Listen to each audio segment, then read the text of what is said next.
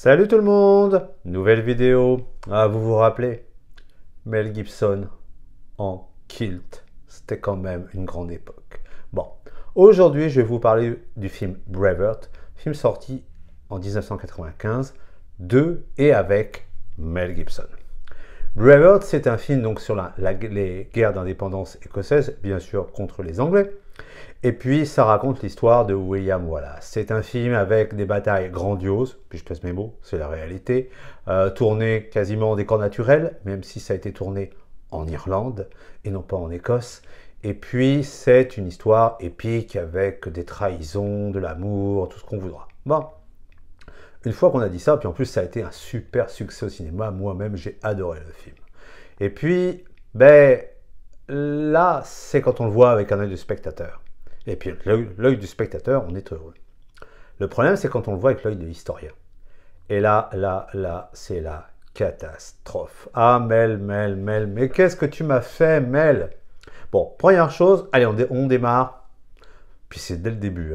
Mel Gibson, donc William Wallace, ben, c'est pas un paysan, c'est un petit noble écossais. C'est un fils de chevalier, première chose.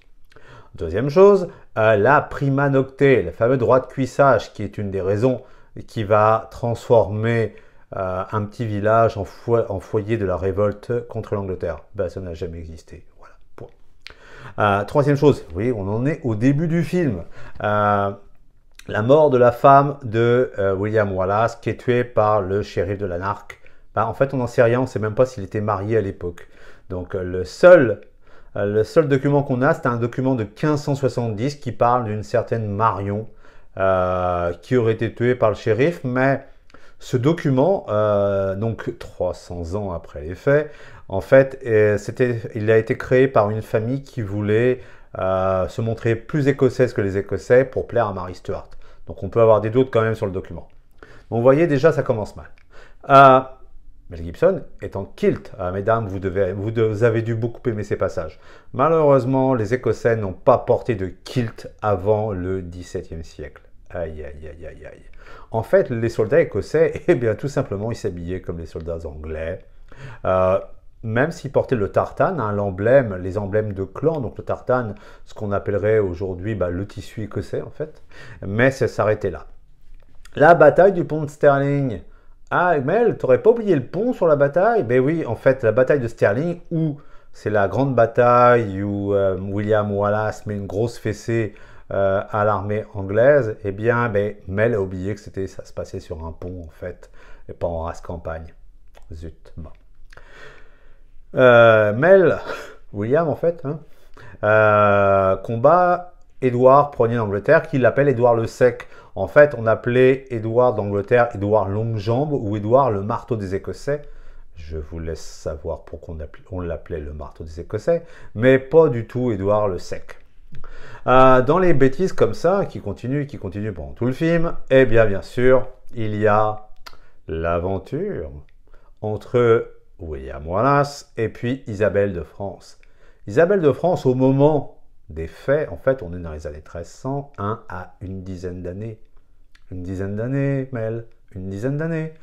En plus, je trouve perso que ça tombe à plat, que Sophie Marceau joue mal la Louve de France. Si vous voulez vraiment voir comment pouvait être la vraie Louve de France, voyez plutôt Les Rois Maudits de Maurice Druon. Je parle de l'adaptation télévisée avec Geneviève Casil dans le rôle titre. Non, mais là, ça va pas du tout. Elle était très orgueilleuse, Isabelle de France. Elle s'est mariée avec un fils d'Angleterre. C'est pas pour coucher avec le premier écossais venu. Ok? Même si c'était Mel Gibson. Donc, tout ça pour vous dire qu'il y en a des tonnes d'erreurs. Par exemple, les Écossais ne sont jamais allés jusqu'à York et n'ont donc pas tué le frère du roi d'Angleterre à York puisqu'ils n'y sont jamais allés. Tout ça pour dire que si Braveheart est un grand film, et puis je l'ai adoré en tant que tel, Braveheart est un tissu de bêtises au niveau historique. Le problème, c'est que pour la plupart des gens qui ont vu le film, c'est la vérité vraie. C'est ce qui s'est passé.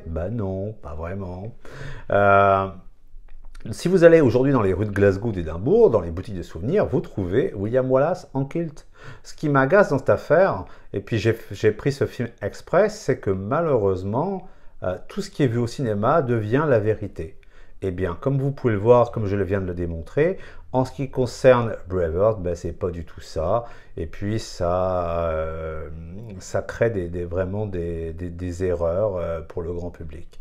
Voilà ce que je voulais vous dire sur le film Braveheart. Alors attention, hein, je le maintiens, j'ai adoré le film, mais c'est un tissu de bêtises.